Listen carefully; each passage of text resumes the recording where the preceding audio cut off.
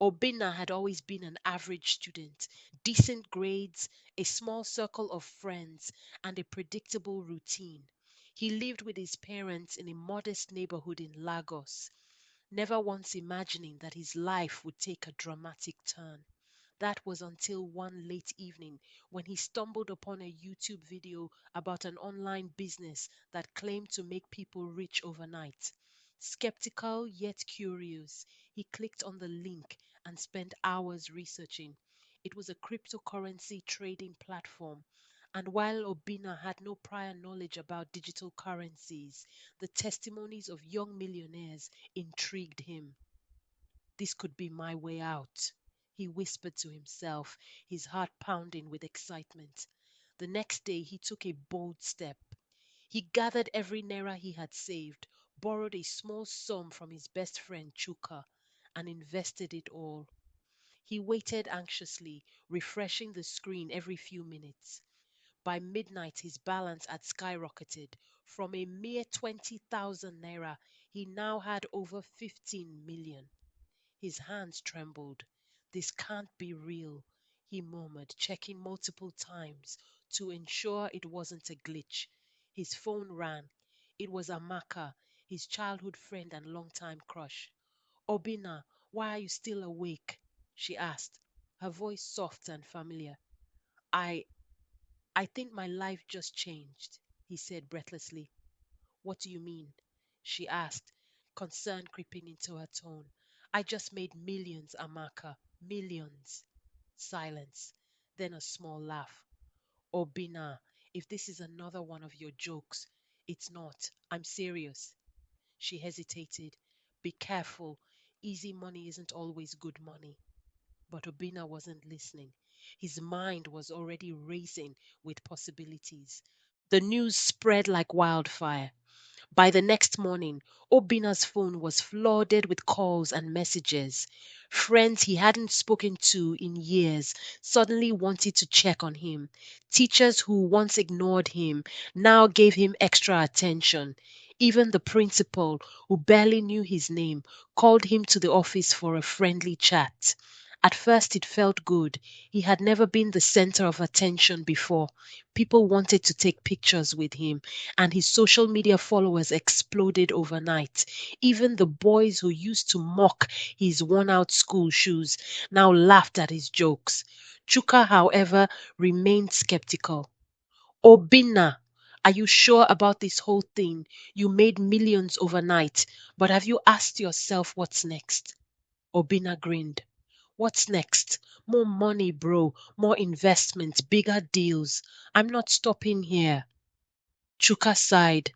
Just be careful, man. Money changes people. Amaka also seemed worried. Obina, you're still the same person, right? This money won't make you forget your real friends. Obina laughed, throwing an arm around her. Amaka, you and Chuka have been my friends since forever. Nothing can change that. But deep inside, something was shifting. For the first time in his life, Obina felt powerful. He could buy anything, go anywhere, be anyone. He wasn't just another student struggling to make it. He was Obina, the millionaire, and he was only getting started. With his newfound wealth, Obina wasted no time in upgrading his life. The first thing he did was move his family to a bigger house in Lekki. His parents were hesitant, but the moment they saw the luxury estate, they couldn't resist. You're sure this money is legit? His father asked, arms crossed. Yes, Dad. I invested wisely, trust me. His mother simply hugged him. God has blessed you, my son. But while his family adjusted quickly, Obina found himself changing even faster. He started skipping school, choosing instead to attend business meetings with men twice his age. He bought a car, an expensive one, and arrived at school like a celebrity. Chuka shook his head when he saw him. Really, bro, you're still a student. Obina shrugged. Who says I have to be? School is for people looking for money. I already have mine. Amaka wasn't amused either. You used to be so humble. Now you're acting like you're better than everyone. I'm just enjoying life, Obina replied, flashing his signature grin. But as he walked away, he could feel something unsettling in her gaze: disappointment. With money came a new circle of friends, guys who dressed in designer clothes, spoke in business jargon, and lived in penthouses. They introduced Obina to exclusive clubs, exotic vacations, and the kind of lifestyle he had only seen in movies. "This is your place now, man," one of them, Dapo, said, handing him a glass of champagne. Obina took a sip, ignoring the uneasy feeling in his stomach. Chuka and Amaka would never approve, but they didn't understand this world. One night, as he scrolled through his messages, he saw an unread text from Amaka. "I miss my old friend. Do you still remember him?" Obina stared at the screen but didn't reply. Instead, he turned off his phone and walked into the VIP section, where his new friends were waiting. Weeks passed, and the gap between Obina and his old friends widened. Chuka stopped calling. Amaka barely spoke to him in school. He told himself he didn't care. One evening, Amaka finally confronted him outside school. "Obina, do you even see what's happening?" "What's happening?" he asked, annoyed. "You're losing yourself," she said softly. "Or maybe you already have." Obina laughed. "I'm living my best life, Amaka." She shook her head. "No, you're just pretending. Deep down, you know this isn't you." Something in her words hit him, but he pushed it aside. "If you can't be happy for me, then maybe we were never really friends." Amaka's eyes filled with hurt. "Goodbye, Obina." As she walked away, he felt a strange emptiness in his chest, but he refused to acknowledge it. The trouble started when one of his investments collapsed overnight. He lost millions in seconds. Panic set in, but he told himself he could recover.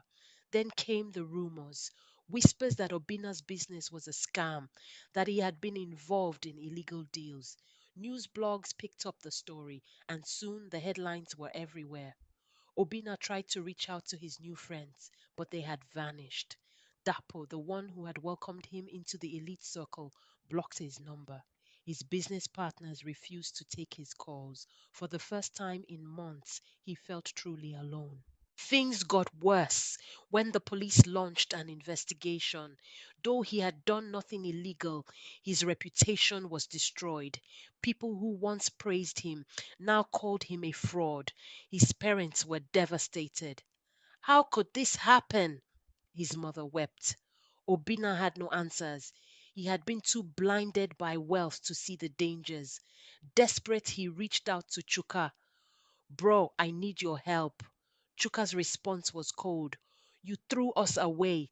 Now you want us back?" Obina's throat tightened. "I made mistakes, but I swear I didn't do anything wrong." Chuka sighed. "You should talk to Amaka." With Amaka's help, Obina began to rebuild his life.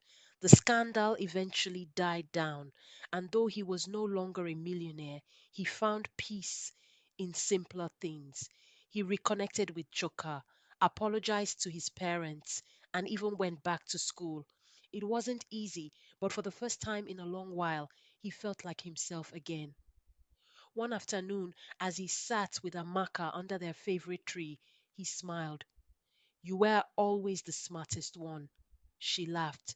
"It just took you a while to realize it." He chuckled. "So, do you think I can ever earn your trust back?" Amaka didn't answer immediately. Then, with a small smile, she said, "Maybe, but you'll have to work for it."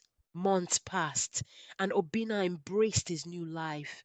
He learned that wealth wasn't just about money, it was about people, about love, about being at peace with oneself.